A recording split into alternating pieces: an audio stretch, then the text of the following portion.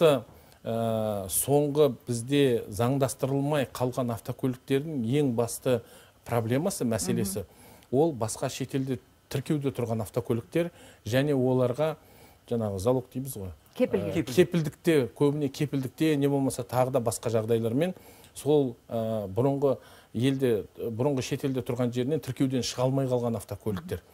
Солар бойынша айта кететін болсам, біз 5 жыл деп неге оны созып отырмыз? 5 жыл және уақытша тіркеуге аламыз деп. Бұл біздің азаматтық кодекске байланысты.